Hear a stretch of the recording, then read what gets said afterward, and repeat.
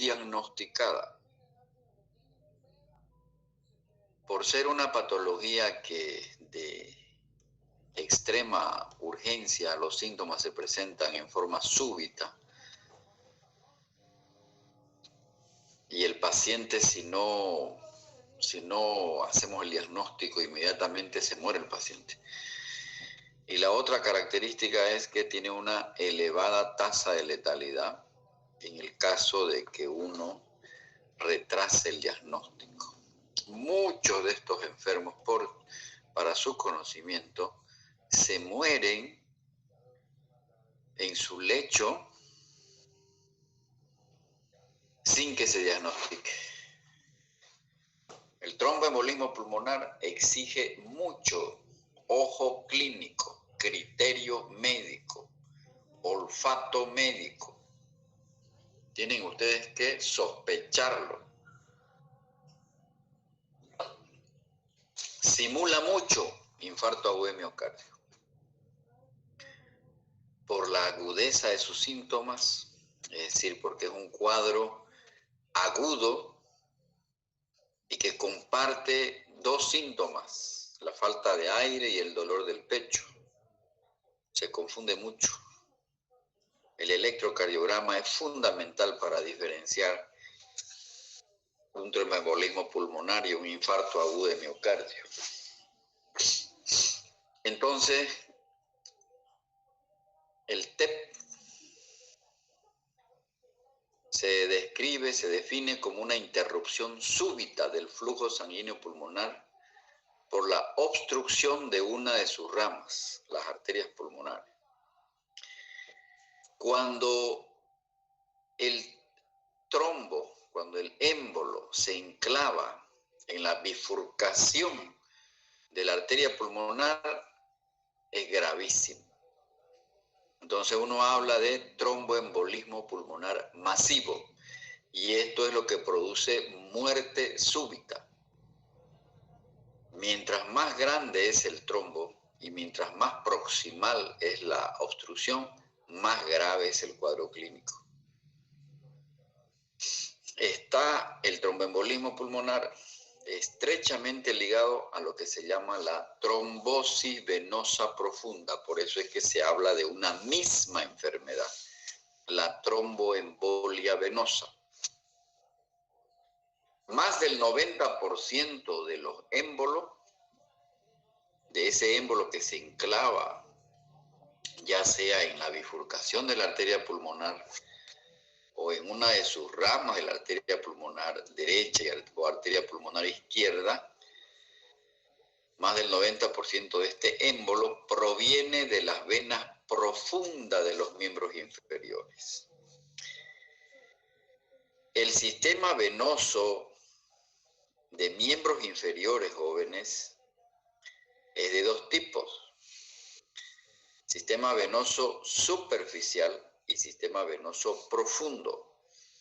No son esas varices que habitualmente vemos en los enfermos, muy evidentes esas varices que tienen las mujeres fundamentalmente en las piernas. No son esas las causantes del tromboembolismo venoso, del tromboembolismo pulmonar. Son las del sistema venoso profundo las que están asociadas al tromboembolismo pulmonar. Ustedes saben que hay dos tipos de circulación venosa en los miembros inferiores: el sistema venoso profundo y el sistema venoso superficial. Por lo tanto, yo los invito a que ustedes revisen el sistema venoso de los miembros inferiores. Entonces, un paciente que tiene este fenómeno que se llama una trombosis venosa profunda, fíjense que es unilateral, esta pierna está edematizada. Cuando uno palpa la pantorrilla de este paciente, va a acusar dolor. Y si yo le indico que flexione el pie, a eso se llama la dorsoflexión, es decir, cuando flexiona el pie, le va a sentir dolor. Ese es el signo de Omans. Entonces, este paciente que tiene o esta paciente que tiene un aumento de volumen con dolor y con cambios de coloración, con signo de Oman positivo, tiene una trombosis venosa profunda. Entonces, lo que yo debo hacer con esta paciente primero es confirmar a través de un ecodoppler. Urgente, tengo que pedir un ecodoppler porque el ecodoppler me va a mostrar a qué nivel está la obstrucción. Inmediatamente tengo que hacer un tratamiento para prevenir que ese émbolo migre por sistema venoso hacia el pulmón y se complique mi paciente con un tromboembolismo pulmonar. La sospecha del diagnóstico de un tromboembolismo pulmonar radica en que el médico inmediatamente pesquise factores de riesgo. Estos factores de riesgo, aquí están todos estos factores de riesgo que están asociados a tromboembolismo pulmonar, pero clínicamente todos estos factores de riesgo se dividen en tres grandes grupos. Hay factores de riesgo muy fuertes, hay factores de riesgo moderados y hay factores de riesgo leves, digamos. Entonces, los primeros que yo voy a buscar por anamnesis o por examen físico son los fuertes, es decir, son los que están más asociados al tromboembolismo pulmonar. Y de todos estos que están acá, lo que más me interesa son los factores de riesgo fuertes. Una paciente o un paciente que se interna por una fractura de una extremidad inferior, ese es un factor de riesgo, porque el reposo prolongado lo coloca en muchos riesgos. Ustedes saben que el ejercicio es fundamental. Los músculos de las pantorrillas, esos músculos que se llaman los gastrocnemios, son músculos que actúan como una bomba para que la sangre suba. Es decir, para que la sangre haga su retorno venoso. Pero el paciente que está con reposo prolongado, por ejemplo, por una fractura de extremidad inferior, o por ejemplo, por un accidente cerebrovascular, o por ejemplo, un paciente que es un cardiópata y está días y días internado en reposo prolongado, yo tengo que indicar alguna droga que me facilite o que me prevenga el tromboembolismo. Estas drogas, el tratamiento del tromboembolismo pulmonar lo vamos a ver en cuarto año, los que aprueben semiología, lo vamos a ver en extenso, cómo se hace el tratamiento de una trombosis venosa profunda o cómo se previene un tromboembolismo pulmonar en el caso de que yo tenga un paciente que está con reposo prolongado. Es decir, el reposo prolongado, ya sea por una fractura de extremidad inferior o por un problema cardíaco en el que el paciente está días y días internado o por un accidente cerebrovascular, el médico tiene que prevenir, tiene que dar alguna droga para prevenir que haga o una trombosis venosa o un tromboembolismo pulmonar.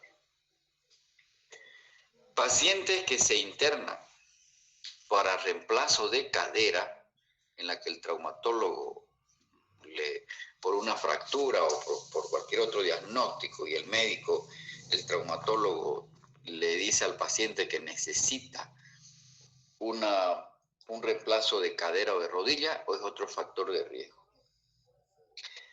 Un traumatismo mayor en la que se va a quedar muchos días internado el paciente es otro factor de riesgo. O sea, la mayor parte de los tromboembolismos pulmonares ocurre en pacientes que están internados en el hospital.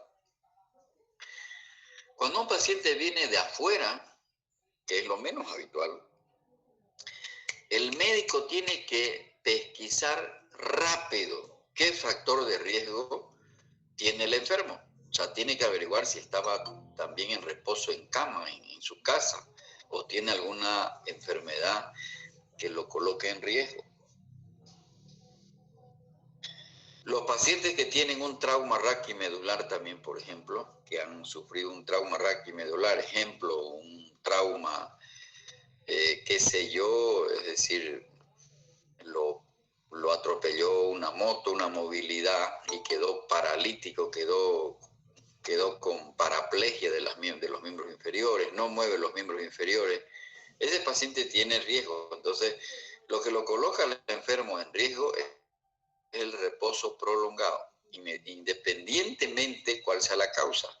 Sin embargo, hay causas específicas que están muy asociadas al riesgo de tromboembolismo pulmonar. La fractura de extremidad inferior, una persona de la tercera edad que sale a la calle y se fractura el fémur, entonces se interna esa abuelita, esa paciente tiene mucho riesgo. Entonces, todas estas causas que están viendo en la diapositiva están asociadas al tromboembolismo pulmonar. Y esto el médico tiene que averiguarlo inmediatamente porque el tromboembolismo pulmonar no da tiempo para ir y leer el libro. No es como el paciente que tiene tuberculosis. A mí me da tiempo de ir a revisar qué es la hemoptisis y cómo se trata la hemoptisis. Aquí es una emergencia que lo mata inmediatamente al enfermo. Peor cuando es un trombo masivo, cuando es un tromboembolismo pulmonar masivo. Un émbolo que se enclava en la bifurcación de la arteria pulmonar, eso es muy grave. Entonces, estos son un poco reduciendo todo ese mundo de factores de riesgo, reduciendo a los más importantes: infarto agudo de miocardio, accidente vascular cerebral, insuficiencia cardíaca. Estos tres escenarios clínicos hacen que el paciente esté en reposo prolongado en cama, esté varios días internado. Por eso es que los pacientes con infarto, por ejemplo, lo ideal es no tenerlo muchos días internado, porque corren el riesgo de hacer tromboembolismo pulmonar. Por lo tanto, el médico tiene que indicar alguna droga para prevenir el tromboembolismo pulmonar, y hay drogas. Decíamos que el otro factor es los traumatismos de extremidades inferiores, la fractura, inmovilización prolongada, anticonceptivos orales, neoplasias. Per se las neoplasias liberan sustancias procoagulantes. Una paciente añosa en época de parto, en puerperio prolongado, también está asociado. El 40%, el problema es que el 40% de los tromboembolismos pulmonares no tienen un factor de riesgo conocido, son de causa primaria. Es decir, el paciente sufre el evento tromboembólico y uno no encuentra ningún factor de riesgo. Entonces hay un contingente de enfermos que hacen el tromboembolismo pulmonar y uno no diagnostica, no sabe el por qué lo hizo, o sea, por qué hizo el evento vascular. No encuentra la causa, no hay un factor de riesgo visible, detectable. Hay también esa posibilidad. Clínica. ¿Cómo se presenta clínicamente un enfermo con tromboembolismo pulmonar? El TEP es el gran enmascarador. Ayer decíamos la tuberculosis es la gran simuladora. El TEP es el gran enmascarador. Tengo experiencias muy ingratas de pacientes que los he visto morir en la cama, en su lecho, y nos hemos quedado con la boca abierta porque no entendíamos de qué se murió el enfermo. Hay pacientes que llegan al hospital, pasan algunas horas, uno recién está estudiándolo y el paciente de golpe empieza con dolor del pecho, le falta el aire y se muere. Ni siquiera ha dado tiempo de estudiarlo. Por eso es que al principio les dije, esta es una enfermedad que tiene dos características. Muchos de estos enfermos son subdiagnosticados, no se sabe de qué se mueren. O sea, uno no llega a detectar como médico. No se sabe. Hay muchos enfermos que se pueden morir en su casa. o cuando lo traen ya está en paro cardíaco, ya está morado el enfermo y uno dice, caramba, ¿de qué se habrá muerto? ¿Se murió de un infarto? ¿Se murió de un tromboembolismo pulmonar? Entonces, y la otra característica es que tiene una alta tasa de letalidad. Y esta letalidad está asociada al retraso del médico en el diagnóstico. Aquí no da tiempo de estudiar, jóvenes. Ahora van a estudiar. Así que olvídense que les va a dar tiempo de estudiar cuando estén frente a un paciente con tromboembolismo pulmonar. No les da tiempo al médico. Todo paciente con disnea o aumento de la frecuencia respiratoria con un dolor de tipo pleurítico o que tiene hemoptisis, hay que buscar factores de riesgo. Uno tiene que explicarse clínicamente inmediatamente, distinguir si es un infarto agudo de miocardio o un tromboembolismo pulmonar, porque no se tratan igual. Entonces yo necesito hacerle inmediatamente un electrocardiograma para saber si es un infarto o es un tromboembolismo pulmonar. Obviamente los factores de riesgo son muy diferentes. Esto es alguna de las tablas de la incidencia aproximada de síntomas. Fíjense que el síntoma cardinal del tromboembolismo pulmonar es la disnea, le sigue el dolor torácico, la aprehensión, es decir, hay un desasosiego, un disconfort en el pecho. Y estos tres síntomas también lo tiene el infarto agudo de miocardio. Pero la tos ya no es un síntoma frecuente en el infarto. En cambio, estos tres primeros síntomas son también compatibles con infarto. Disnea, dolor torácico, aprehensión. Hemoptisis y síncope también son síntomas sugestivos de tromboembolismo pulmonar, pero estos ya no son tan frecuentes en el infarto. Y de estos signos, fíjense que los dos primeros también pueden ser sugestivos de infarto agudo de miocardio, porque el paciente cuando se infarta puede estar taquipneico y puede estar taquicárdico. Lo que no es tan habitual es la fiebre y la febrícula en el infarto agudo de miocardio. Sudoración no es frecuente, arritmia puede ser frecuente en el infarto, pero fíjense ustedes, cuando yo sospecho un tromboembolismo pulmonar, tengo que ir a buscar las piernas. ¿Qué pasa con las piernas? Por ahí las piernas están llenas de varices, pero ya hemos dicho, no son esas varices superficiales. Obviamente, si un paciente tiene, una paciente, porque las varices son más frecuentes en las mujeres, si tiene varices periféricas del sistema venoso superficial, puede también tener del sistema venoso profundo. Fíjense ustedes, este triángulo es la base del diagnóstico. Y fíjense que la base del diagnóstico, la base de este triángulo es la historia clínica, jóvenes. Mal historia clínica, no van a llegar a hacer diagnóstico.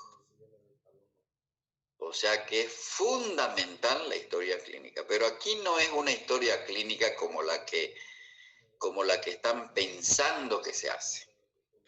Aquí no es a detenerse en la historia clínica a preguntar cosas irrelevantes. Si vamos a analizar dos escenarios clínicos, un escenario clínico de una paciente que traen a la emergencia con dolor del pecho y falta de aire, es una abuelita de 80 años, la trae su hija o su nieta.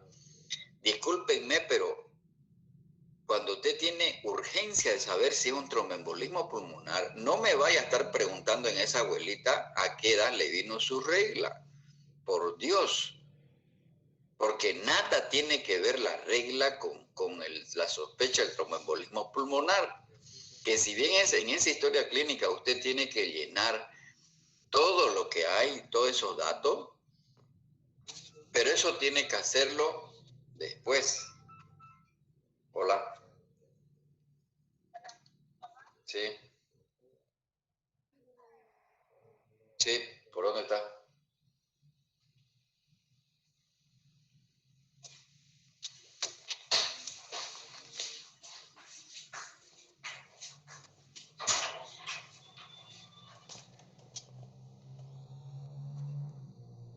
Años que la traen la emergencia por síntomas sugestivos de tromboembolismo pulmonar, ¿qué es lo que le voy a preguntar a la familia que lo trae, que la trae?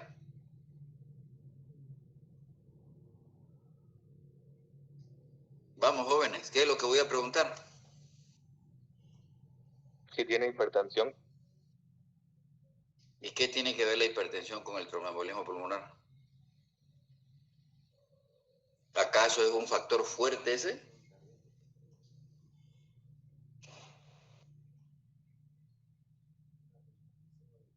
Vamos, jóvenes, pero si acabo de decir cuáles son los factores de riesgo fuertes.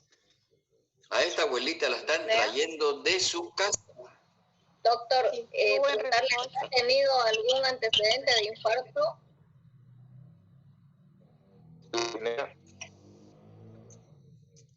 Estamos pensando que es tromboembolismo pulmonar.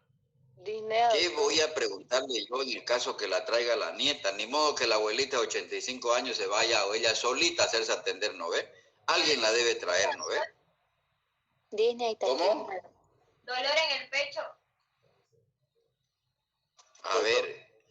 Puede ser, digamos, que la nieta refiera que su mamá para mucho en reposo y de repente le duele la pierna, le ha dado un calambre.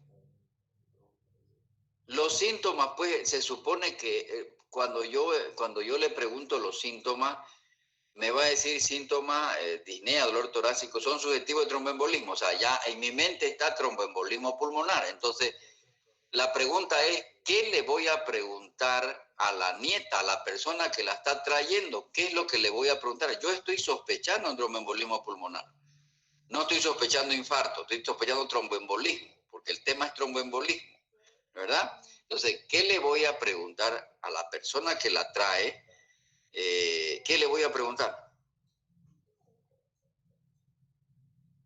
Si la paciente ha estado en reposo prolongado. Eso, pero si acabo de decir que los factores de riesgo fuertes son reposo prolongado. O sea, lo primero que tengo que preguntarle, señorita, señora, ¿estaba su abuelita, su mamá, su tía, su padre, su madre, su abuelo, su abuela, el patelana, quien sea, estaba en cama, estaba postrada en cama hace días? No, doctor, ella estaba caminando, ella no estaba en cama. Ya me descarta. Entonces, no hay reposo prolongado ahí. Entonces, yo tengo que ir a buscar ese factor de riesgo asociado a TEP. Si no hay ese factor de riesgo asociado a TEP, ¿qué es que voy a pensar?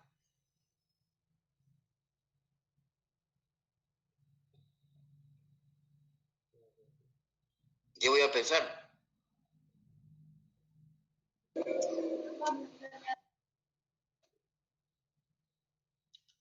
La otra posibilidad diagnóstica, pues, un infarto agudo de miocardio. Y para eso tengo que ir a preguntar factores de riesgo. O sea, les estoy diciendo que el tromboembolismo pulmonar mucho se asemeja al infarto agudo de miocardio, porque es un cuadro agudo, porque ambas patologías comparten los dos primeros síntomas: disnea, dolor del pecho, desasosiego, o sea, una sensación horrible en el pecho porque le falta el aire. ¿Qué más le puedo preguntar?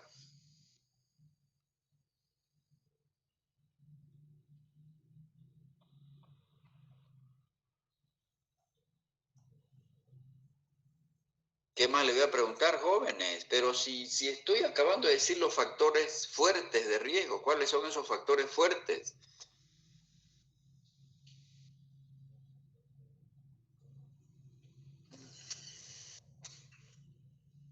Un trauma antes. Por supuesto, pues, si sospecho de tromboembolismo pulmonar, escúcheme, no sufrió un trauma de cadera, no se fracturó la pierna, tiene problemas del corazón, no ha estado usted con tratamiento para el corazón. O sea, tengo que detectar lo más rápido posible tengo que identificar un factor de riesgo. ¿Entienden? No es lo mismo cuando un enfermo, cuando esa misma abuelita de 80 años, la han internado hace 5 días en el servicio de cirugía por un trauma de cadera, por una fractura de fémur, y está en tratamiento con el traumatólogo, es decir, está encamada. Y la enfermera te llama a las 3 de la mañana cuando vos estás boca arriba durmiendo. Doctor, te va a decir, hay una paciente allá, tiene falta de aire. Te vas medio durmi vos, ¿no ves? Y vas y la ves a la paciente y está respirando mal, está con dolor del pecho.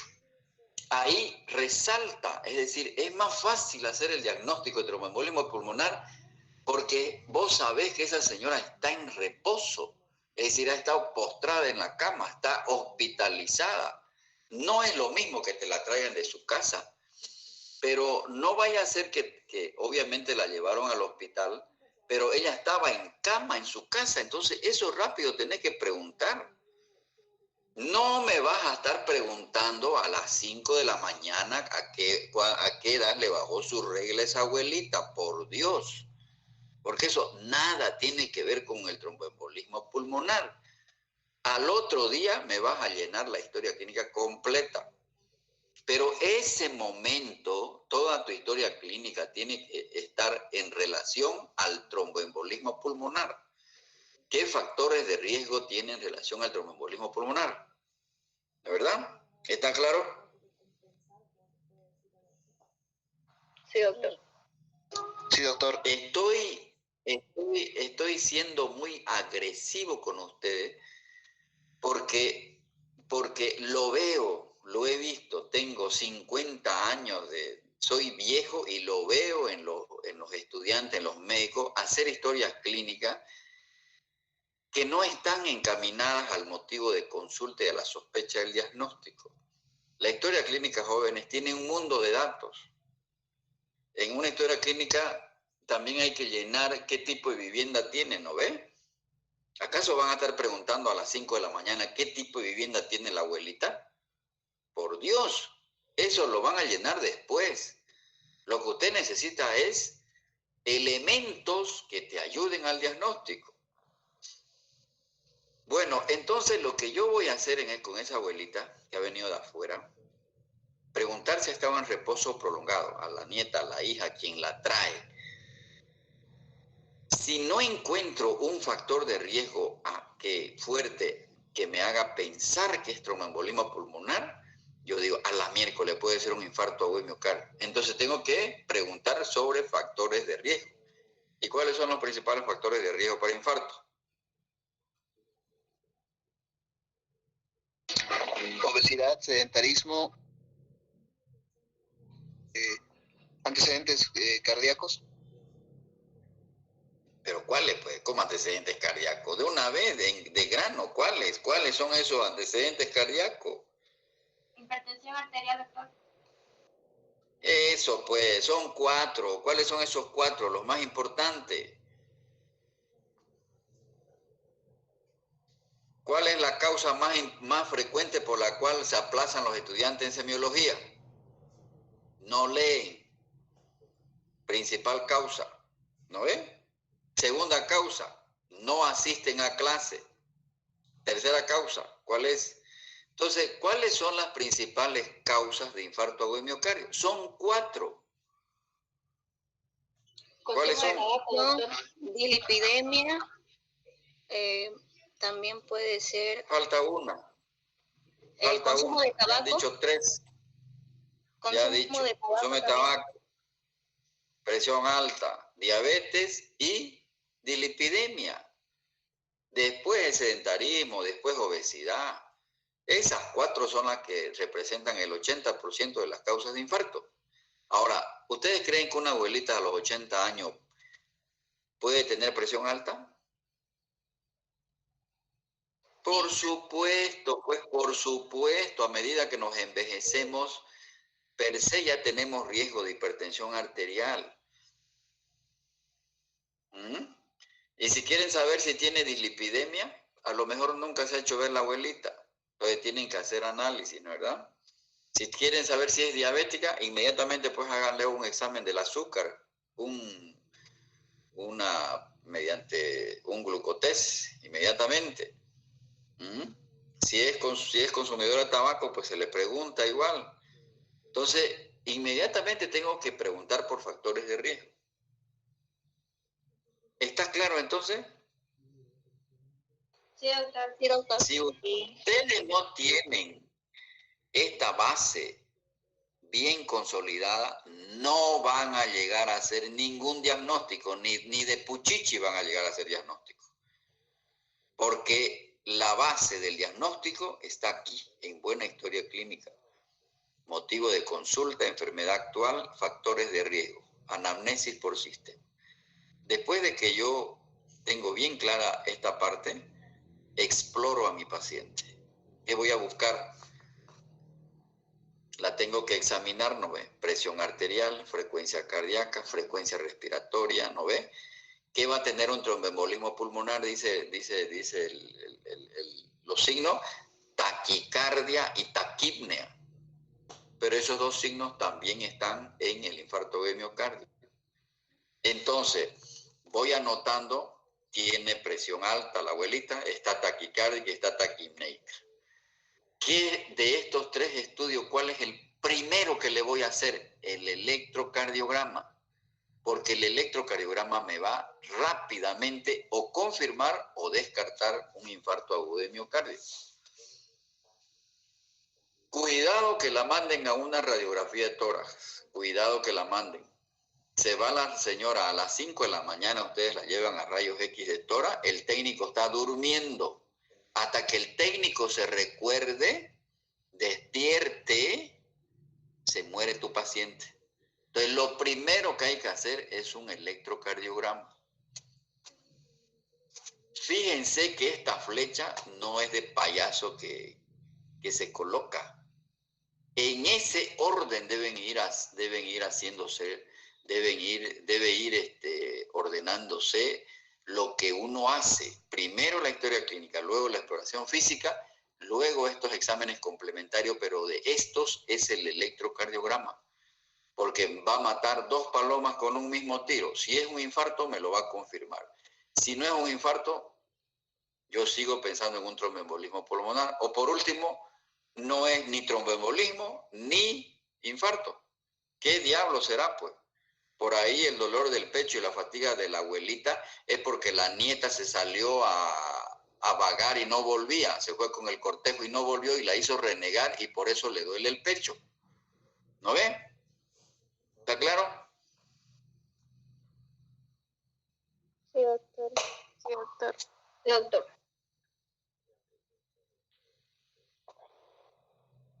Y en la punta de este triángulo de base ancha está este examen de sangre que se llama el dímero D. El dímero D es fundamental para el diagnóstico del tromboembolismo pulmonar. Ahorita vamos a ver qué importancia tiene. Este es un examen de sangre. No todos los laboratorios le hacen. Este dímero D es uno de los exámenes vitales que se pide en el tromboembolismo pulmonar y también se pide en el COVID-19. Es un factor pronóstico el dímero D en los pacientes COVID-19. Entonces, en la historia clínica, antecedentes, enfermedad actual y exploración física. Fíjense que yo tengo que armar un rompecabezas, armar un engranaje, disnea de inicio súbito, dolor torácico. Los pacientes, si estaban caminando, pueden hacer un síncope y se caen al suelo. Pueden tener hemoptisis cuando el tromboembolismo pulmonar es masivo, porque después del tromboembolismo viene el infarto pulmonar. Y por el infarto pulmonar, porque se necrosa esa parte del parénquima pulmonar, porque no le llega sangre, se infarta. Infarto significa necrosis del tejido. Por eso es que sufren de hemoptisis los pacientes. Entonces, en la exploración física, fíjense que igual sigo haciendo un engranaje.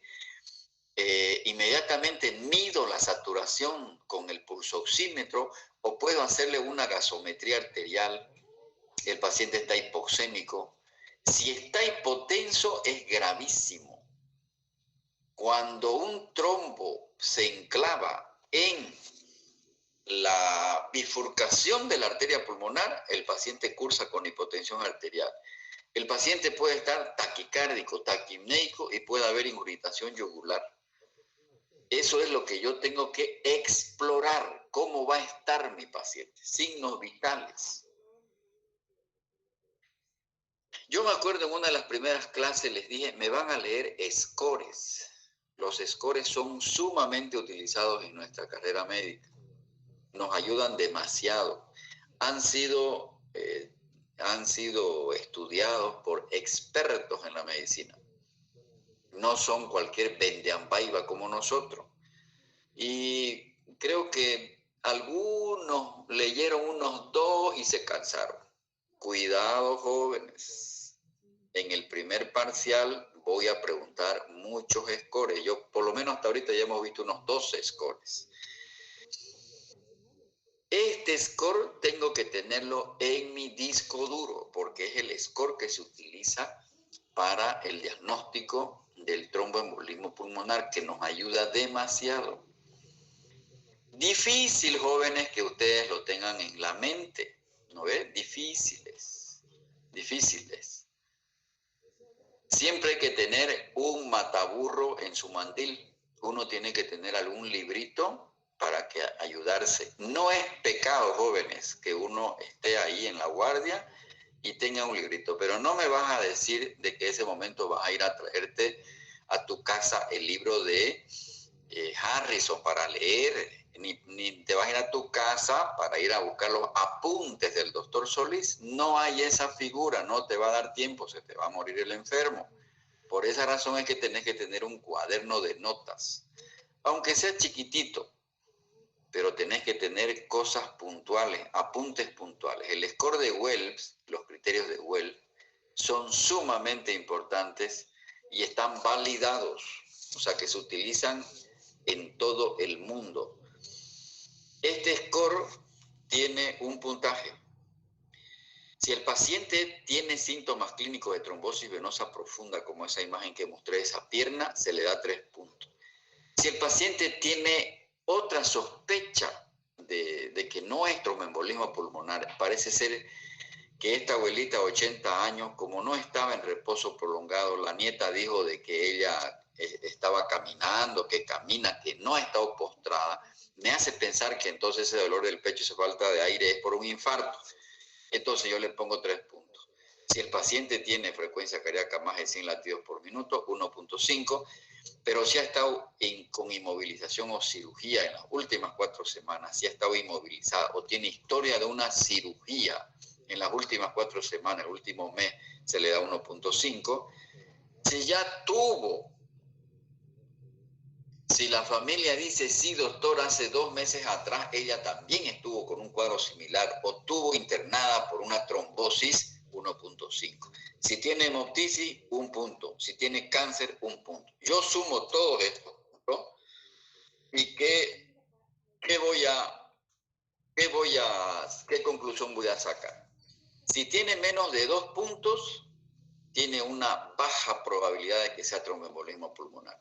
Si tiene 2 a 6 puntos, es de moderada probabilidad. Pero si tiene más de 6 puntos, tiene una alta probabilidad de que sea tromboembolismo pulmonar. Entonces, tienen que memorizarse, o mejor dicho, tienen que tenerlo bajo la manga el score de Wells, porque sigue siendo utilizado.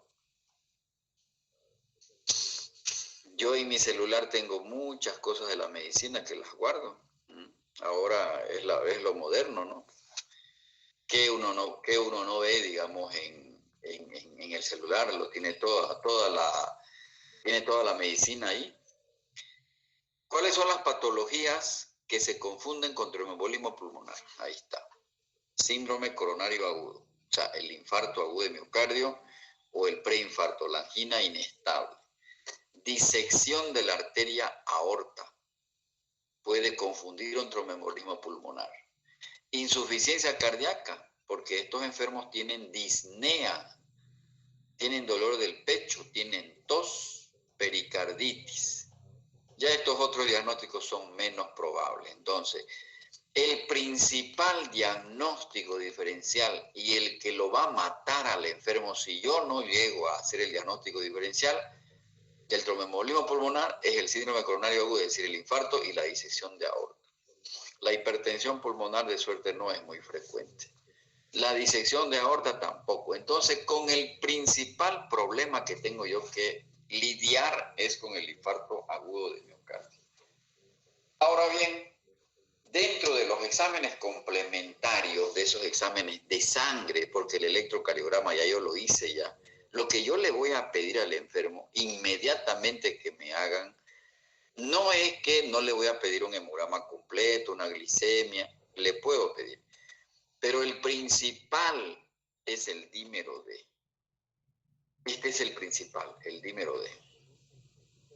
El dímero D está positivo, el problema es que no solamente en el tromboembolismo pulmonar, sino también puede salir positivo en insuficiencia cardíaca, infarto, neoplasia, infección.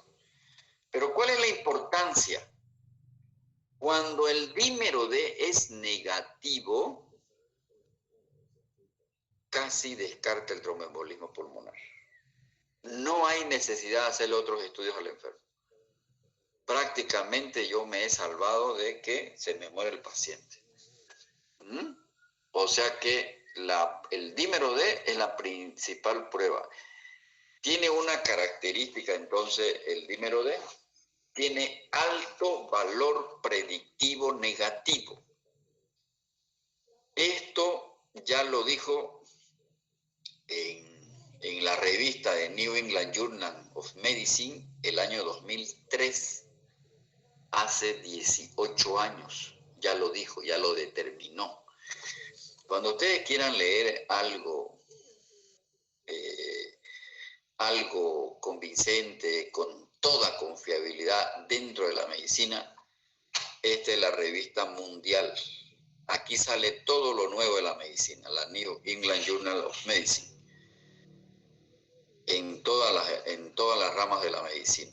Aquí está la medicina cuando ya está confirmado, cuando los estudios están confirmados, porque el mirar en las redes sociales a veces hay mucha basura.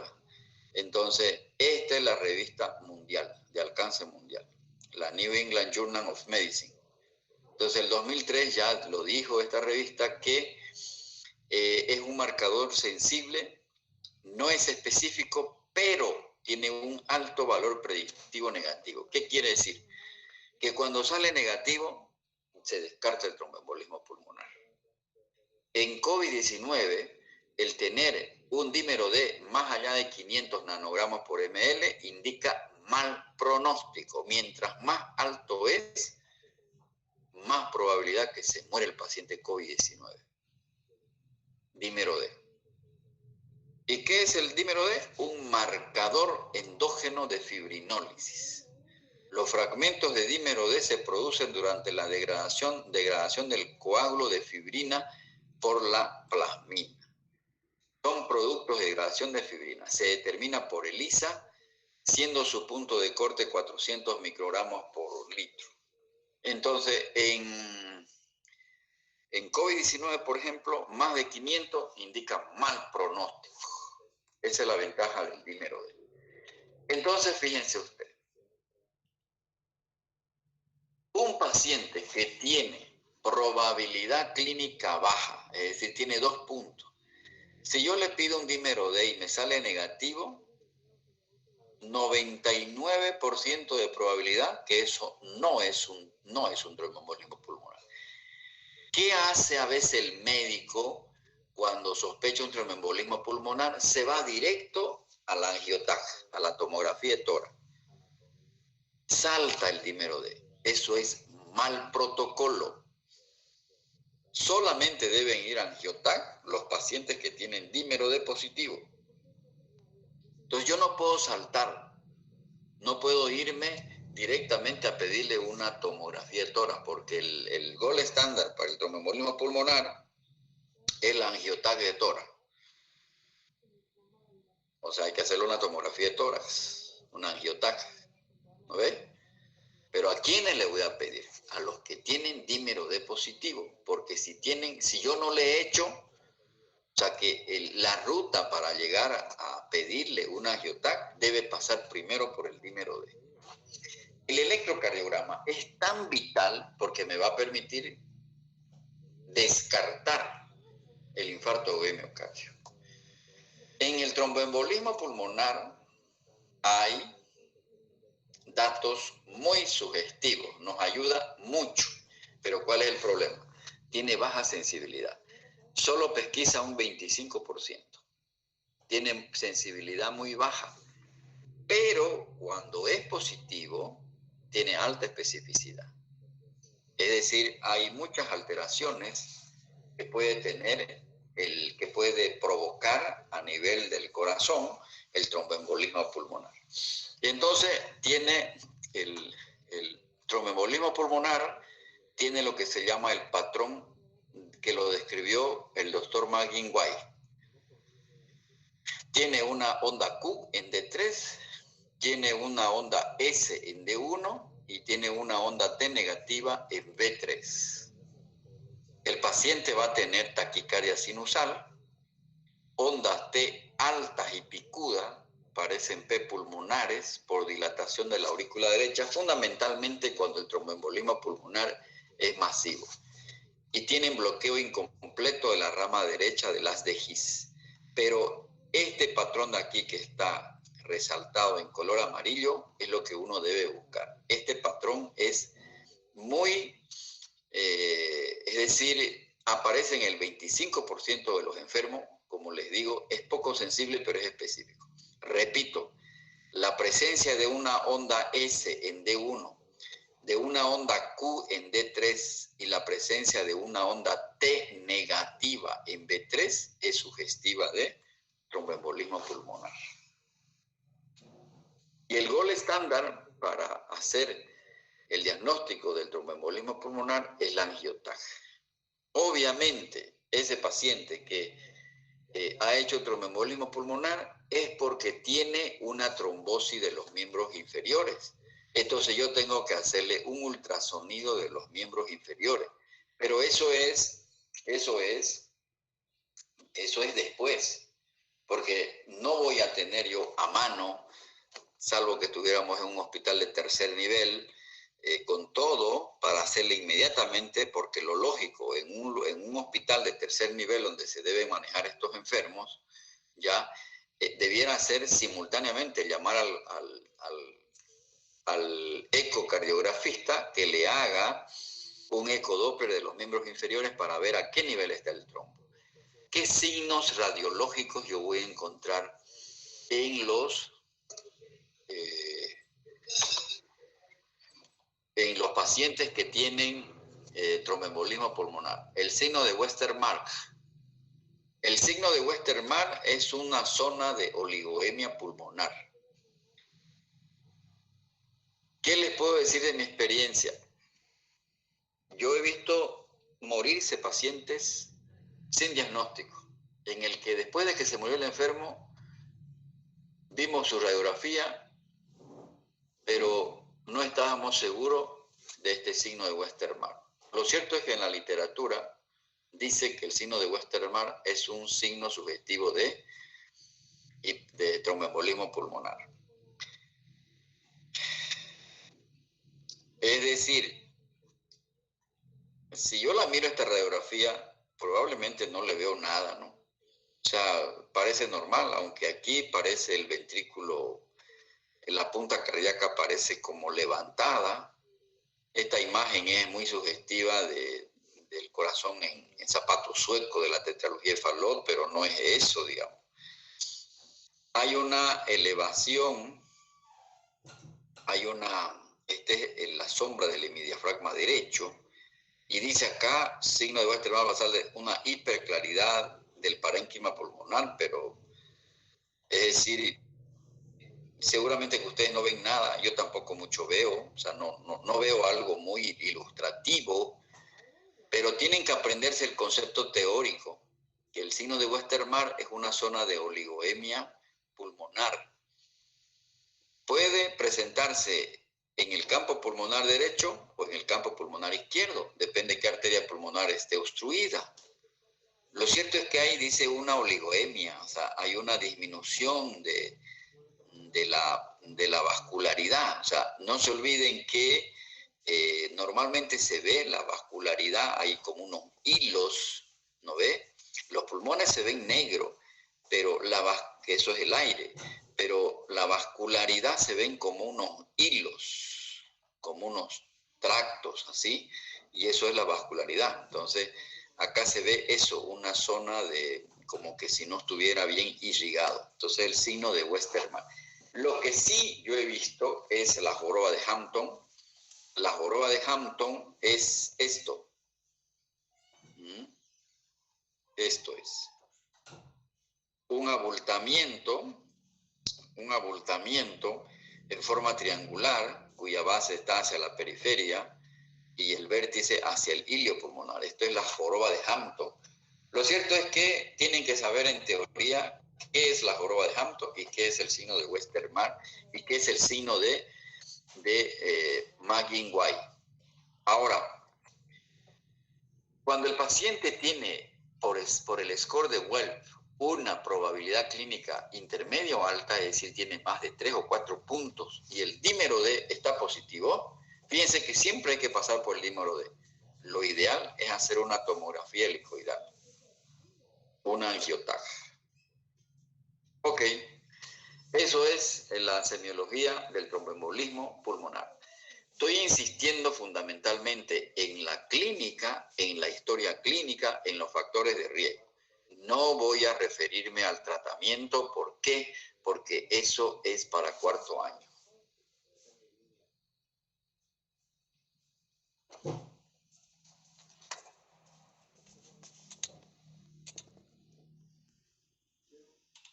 La neumonía, semiología del EPOC, semiología de la tuberculosis y hoy semiología del tromboembolismo pulmonar. Jóvenes, estamos a pocas clases de hacer el primer parcial, que va a comprender semiología general, semiología cardiovascular y semiología pulmonar. ¿Alguna pregunta? Semanas. La próxima semana vamos a terminar los temas que nos faltan de neumología y yo creo que la próxima semana.